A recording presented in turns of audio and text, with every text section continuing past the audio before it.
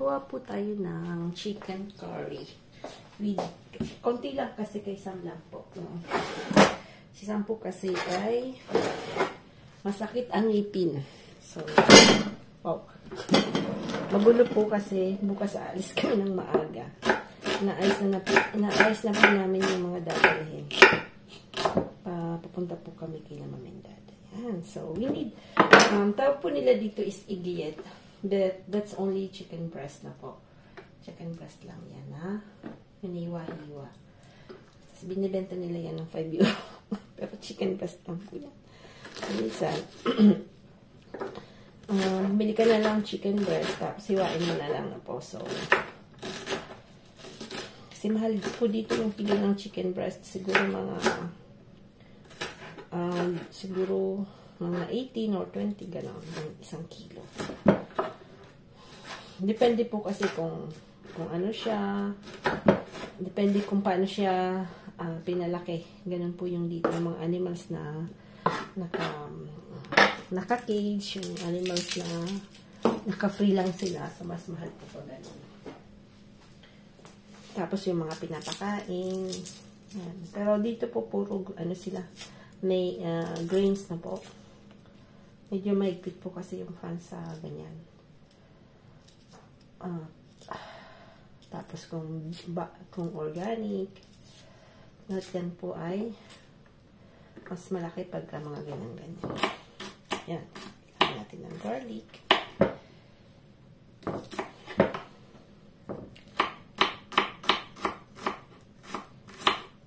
Pauwi lang namin ni Frank kasi bumili kami ng kakainin namin bukas. So, bumili kami ng noodles kasi malamig po.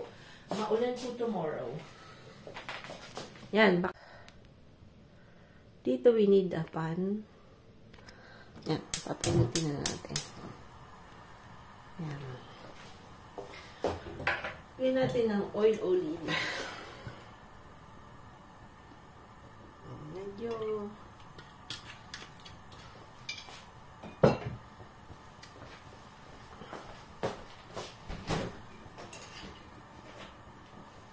yung ano po nung ano, kaya lang masyado pong how do you say this one? Masyadong fatty.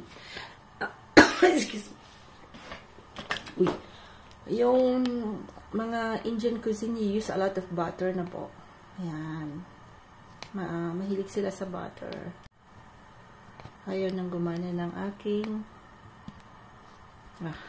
kulit. Magulo. Ayaw ng zoom.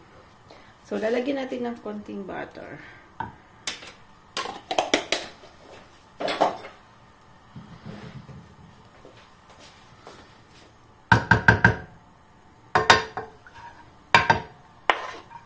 Lagyan natin ng onions. So, i-anuhin muna natin siya.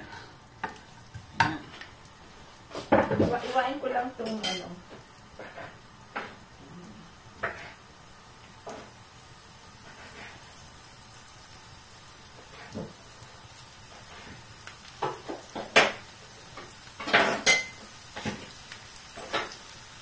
Dapat medyo tapos pala lalagyan natin ng turmeric na po.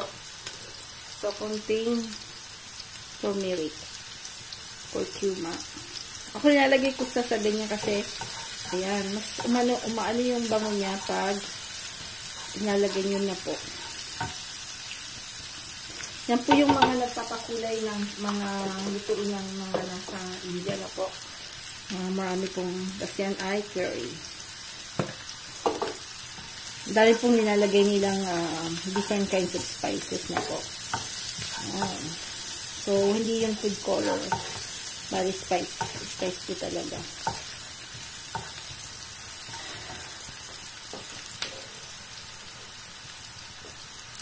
Yan natin yung manokis.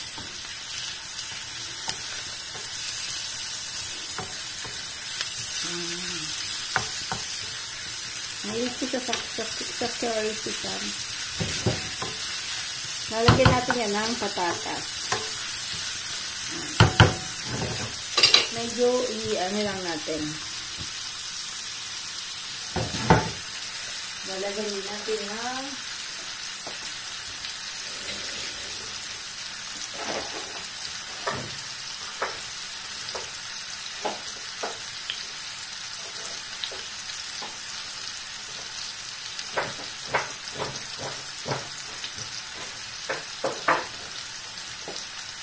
Yung curry po na linagay ko, medyo maanghang po yun. Marami kasing kinds yung curry. Meron talagang medyo spicy din.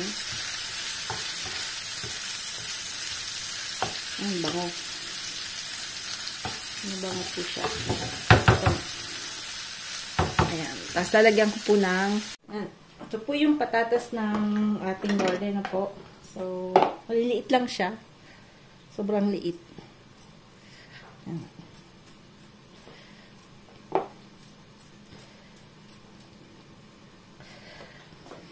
Ano po kasi hindi ko maano yung camera ko. Ayaw mag-zoom. Basta kasi yung kamay ko. Ayan. Medyo makulit eh.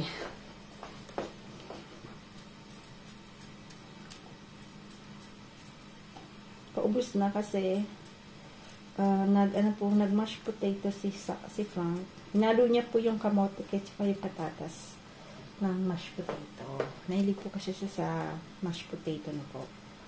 So, dito mahilig sila sa ganun. Tawag dito ay puree. Puree. Yung mashed potato ay tawag doon sa puree.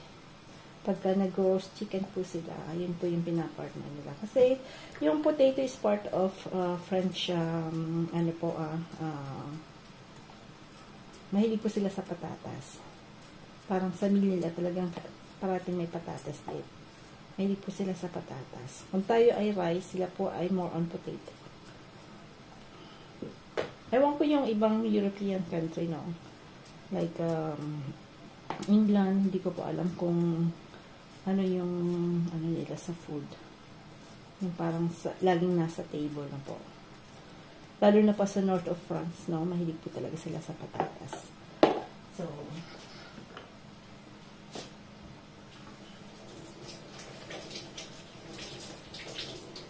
ito na yung natira. So, ano ba hiwa natin ito? Ganyan lang.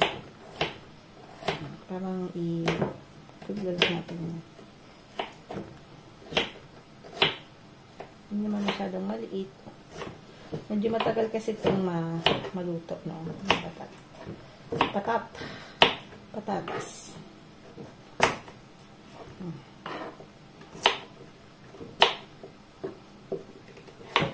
Matigas. May matigas. Opa!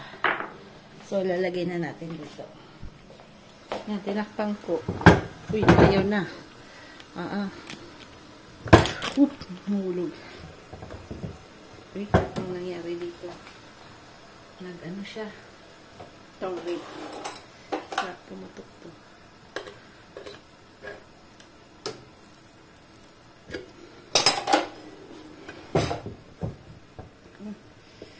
Ayaw, buksan na. Nakanampatay. Gamitan ko ng kutsilyo.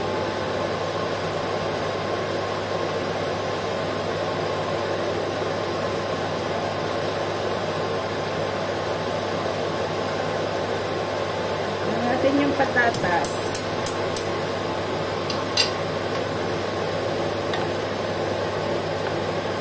Lalagyan natin yan ng cream.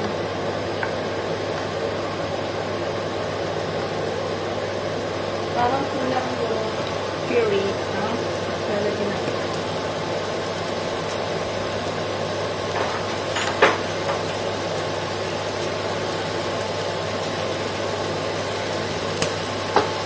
Dalawang klase yung curry namin. Isang dilaw na dilaw at isa yung medyo maanghang siya.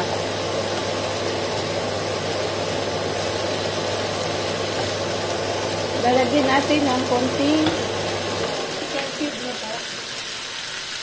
Para medyo magkalasa.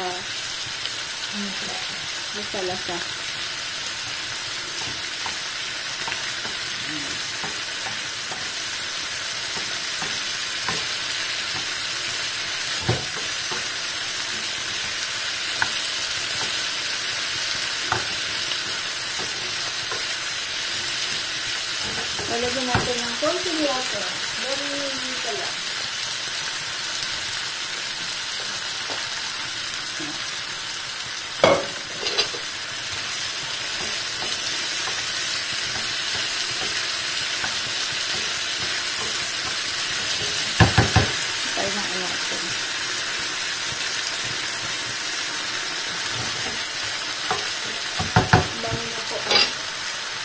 At tatakpan natin.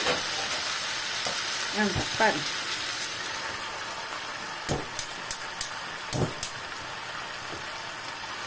Dito pala, magluluto tayo ulit ng isang putahe ng adobo.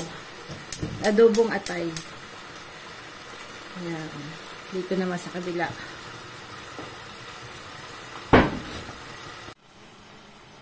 Yung atay po dito, maganda siya. Tingnan niyo po kung gaano siya kaganda. Kasi, tinatanggal na nila yung, tawag nito, yung budang ba tawag doon? Ingisi tawag dito sa French po. Budang yata sa atin. Yung matigas. Ako hindi ko masyadong favorite yung matigas. Balon, ang tawag nun? Yung lalagyan ng tae ng manok. I don't like too much. Kanya-kanyang pili lang. I love atay. So, si Frank nung una po, hindi siya kumakain ng atay, no? So, all kinds ng mga lamang loob, hindi siya kumakain. Pero, nung napatikman ko po siya ng luto ko nito, na atay, aba, favorite niya na. As in, favorite niya na. So, pero, ibang klase pong gagawin natin. Dahil haluan natin ng chicken feet. Priniko ko na po yung chicken feet. So, lalagyan natin ng sando. Ano po yun? Yung fat ng pork yun. Minsan ginagamit ito siya. Kasi matatapon natin ito pagkapaalis tayo ng Pinas dahil i-turn off namin yung flat po namin tsaka yung freezer, ito-turn off po namin pag uwi namin ng Pinas kasi too much. Siyempre pag walang kuryente dito, wala may pupunta-punta lang. So, the thing is, kailangan sarado po yung ref natin, no? So, yung sando nga, yung sinasabi ko, ang tawag na ito, yung fat po to ng taba ng baboy na po. So, we can do that. Mga Chinese po, pagka nagkakatay po sila, yung part ng taba, ang ginagawa nila, parang minamantika nila yon. Tapos, nilalagay nila sa ganitong jar, sa ganyang jar. Tapos, pag gagamitin po nila, kuha na lang sila ng fat. Parang adobong pinatuyo. Parang gano'n. So, yun po yung nakita ko lang. Ginagawa ng mga yan, lalagyan natin ng saka ng manok ng adobo. Wow. Kalilinis ko pa lang ng stove natin.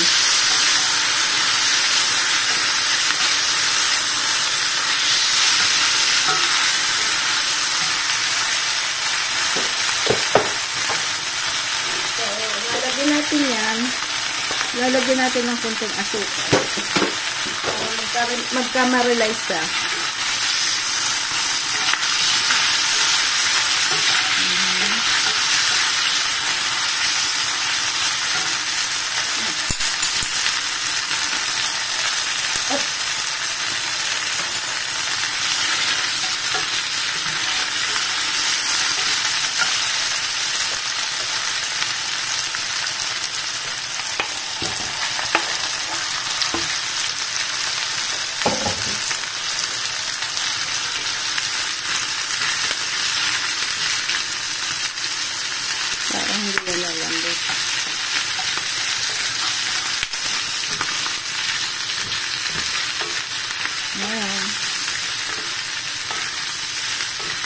Lagyan natin ng olive oil.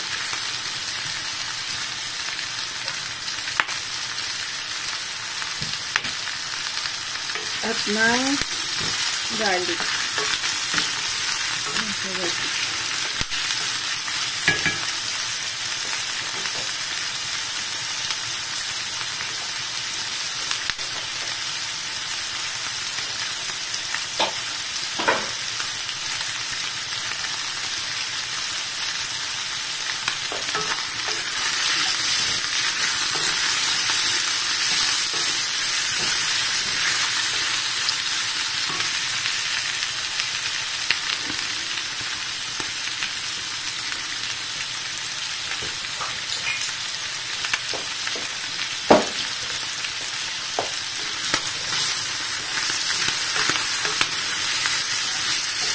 putok-putok siya.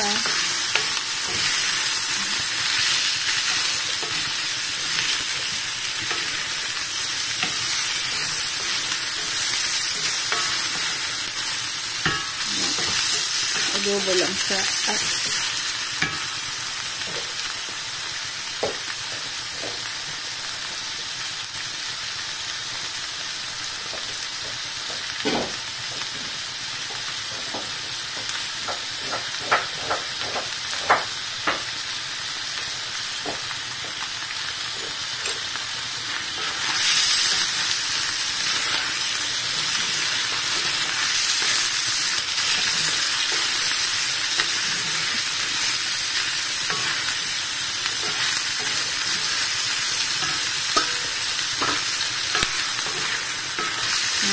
Ating adobo. Parang sarada pala. Hanggang natin lang suka. Ang suka natin.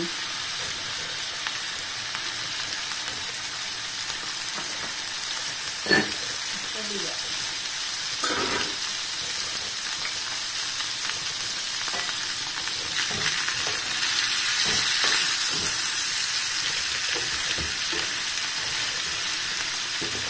Ito po yung kabila. Ayan natin ito. Ayan. Yan na yung patatas natin. Lalagyan natin siya ng cream.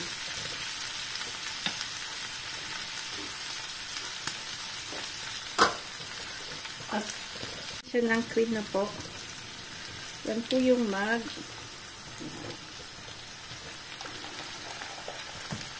Dadala tayo nitong all-purpose cream ng crunch. Ayan. Ayan niyo po. Ganun lang po yung yogurt. Ang dinadali ng sila. Mahilig ko sila sa cream. Ako hindi masyadong gumagamit. Nabutay kasi gata na po. So, pwede yung gata. Ayan. Ayan na siya.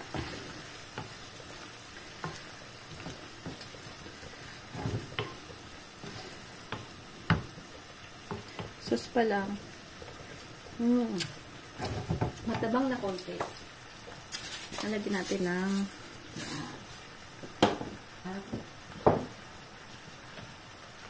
langhang.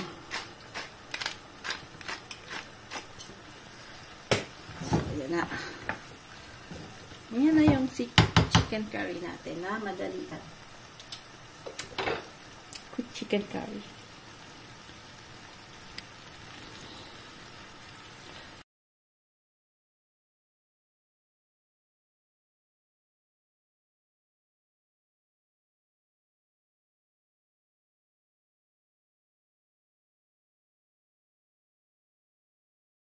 Po natin yung yung atay kasi matigas po. Hindi po masyadong pinakuloan ng matagal. So, ako pa naman po, gusto ko yung chicken fish ng lambot na lambot. So, ang gagawin natin ay ililipat po natin dito. Kasi ito, gusto nito ni Frank ay maano siya. Medyo lutong-luto. Medyo luto siya. So, ito lalagyan natin ng sabaw. Medyo napalpak ba? Yan. Minsan talaga ganyan. So, pag ganyan pong nakikita nyo, hindi po pwede, gawan nyo na po na lang, tawag nito, solusyon ng problema. Yan po natin yung pickled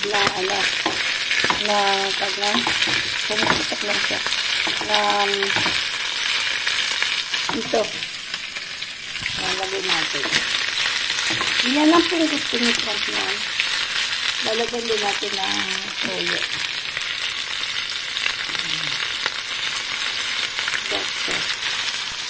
Yan, ganyan lang siya. Tapos yung konting, ayun lang siya. Parang mabilisan lang na adobo. Lalagyan natin na maraming pepper. Tapos ito, papakulian natin. Tagal pa yan. Yung chicken feet natin, medyo, ayan, malambot na siya. Gusto ko yung ganyan, yung parang malambot. Yan po yung ating chicken feet.